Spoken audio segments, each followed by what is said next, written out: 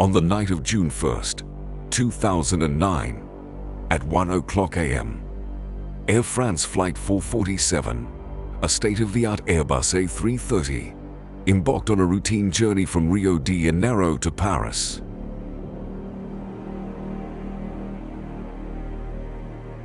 Little did the crew or the passengers on board know that they were about to be part of one of the most baffling aviation mysteries in history.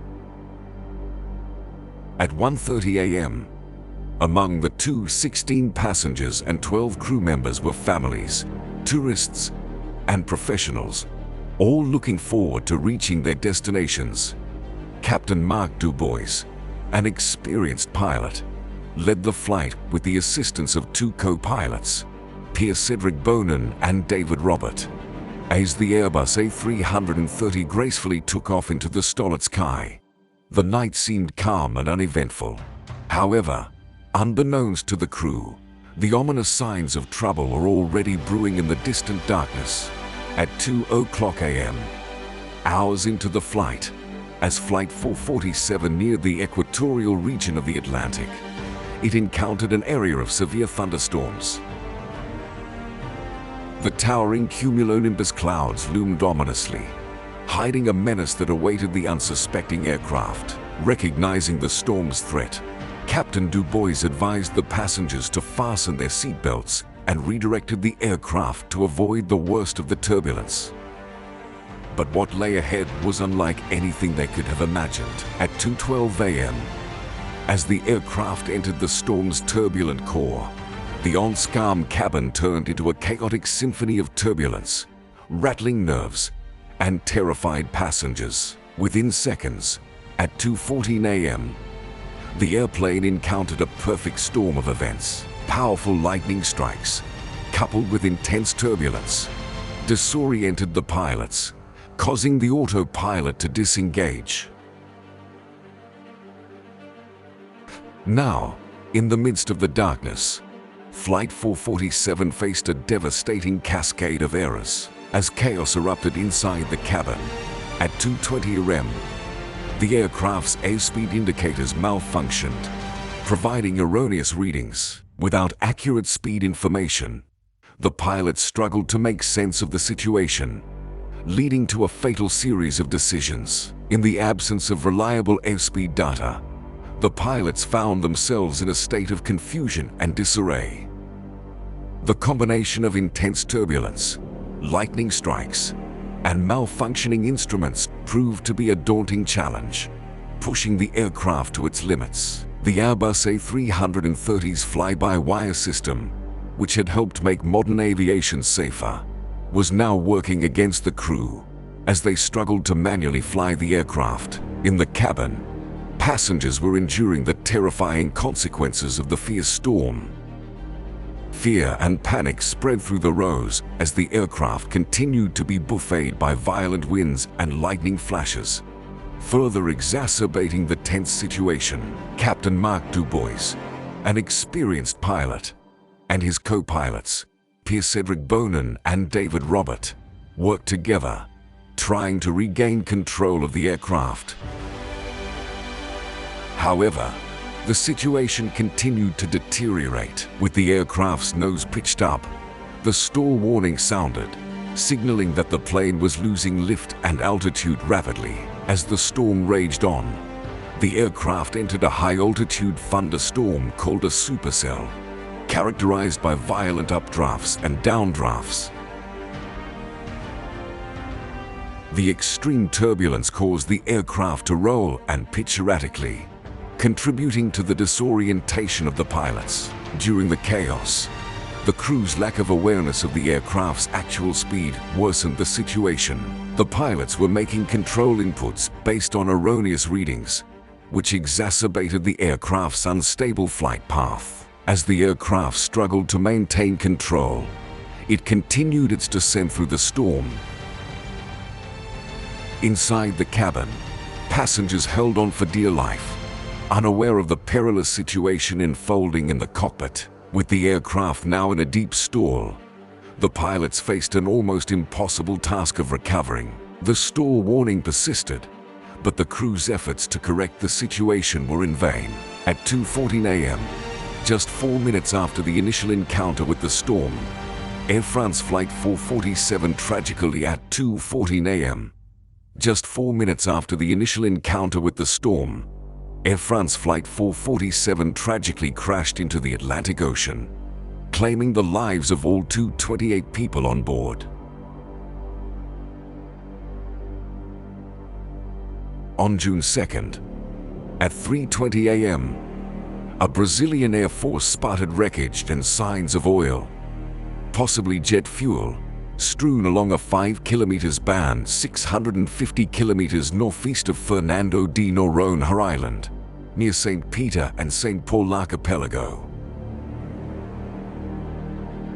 The sighted wreckage included an aircraft seats, an orange buoy, a barrel, and white pieces and electrical conductors. Also June 3, 2 French Navy vessels, the frigate Ventose and helicopter carrier Mistral, were en route to the suspected crash site. Other ships sent to the site included the French research vessel Pourquoi Pas, equipped with 2 mini-submarines able to descend to 6,000 meters, since the area of the Atlantic in which the aircraft went down was thought to be as deep as 4,700 meters.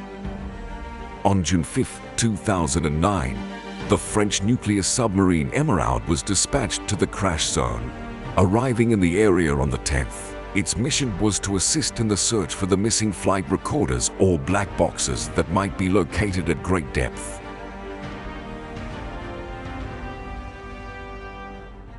Months after the tragic incident, investigators managed to recover the flight data recorder, providing crucial insights into the events that unfolded that fateful night. The data revealed a sequence of events that had led to the disaster. The cockpit voice recorder provided heartbreaking insight into the crew's final moments. The pilots, despite their training, struggled to comprehend the unusual situation and were unable to take the necessary corrective actions. In the aftermath of the tragedy, a dedicated team of investigators embarked on an extraordinary quest to unravel the enigma that shrouded Air France Flight 447. Armed with determination and a thirst for truth, they delved into the depths of the unknown. With each piece of wreckage meticulously examined, the investigators reconstructed the fragments of the aircraft, like detectives piecing together clues in a gripping mystery. They meticulously analyzed the flight's data recorders, uncovering a wealth of information hidden within the depths of the digital archives. The control room buzzed with a combination of anticipation and frustration. Every theory was dissected, every possibility explored. The investigators' minds were consumed by the desire to uncover the truth, to bring solace to the grieving families, and to prevent such a tragedy from ever happening again. In the heart of the B laboratory, scientists conducted complex tests and simulations, pushing the boundaries of knowledge. B is the French authority responsible for investigating civil aviation accidents and incidents in France. They recreated the treacherous storm that engulfed Flight 447, simulating its thunderous turbulence and electric fury, striving to understand the forces that overcame the ill-fated aircraft. Finally, after months of tireless work, the investigators gathered in a dimly lit briefing room. With bated breath, they presented their findings, unveiling a chilling sequence of events that had led to the tragic disappearance of Flight 447. In a room adjacent to the briefing, the families of the victims held their breath, their hearts burdened with a mixture of hope and dread. They longed for answers, closure, and a glimpse into the final moments of their loved ones' lives. With clarity and precision, the investigators unveiled the 5 truths. A deadly combination of human error, technical failures, and an unforgiving storm had conspired to bring down the Airbus A330. 1. Mainly on temporary inconsistency between the measured speeds, likely as a result of the obstruction of the pitot tubes by ice crystals, caused autopilot disconnection and flight control mode reconfiguration to alternate lower pitot tube in an airplane as a little device sticking out on the outside, like a small tube or straw, facing forward. Its job is to fuel the pressure of the air as the plane moves through it.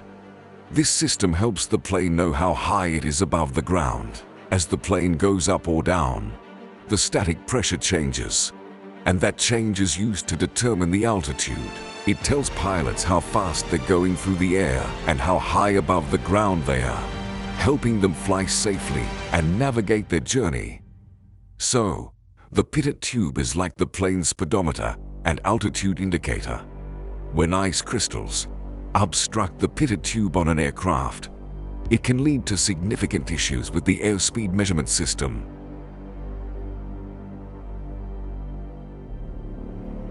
2. The crew made inappropriate control inputs that destabilized the flight path. 3.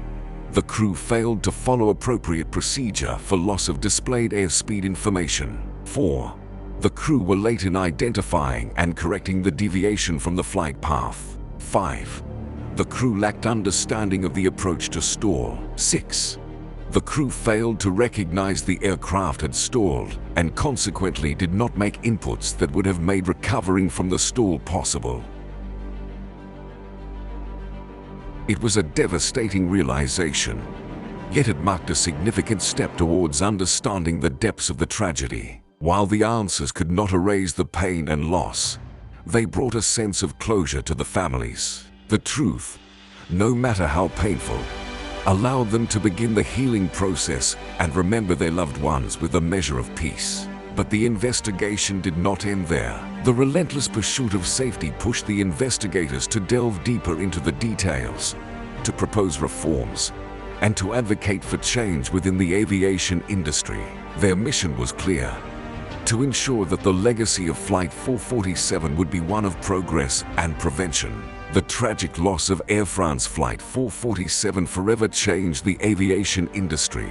It served as a wake-up call, prompting improvements in pilot training, aircraft systems, and communication protocols.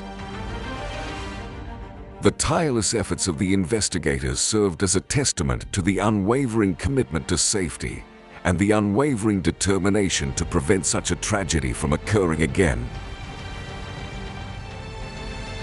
As the waves danced upon the surface of the ocean, the legacy of Flight 447 lived on, inspiring a future where every journey into the skies would be safeguarded by the lessons learned from its mysterious depths.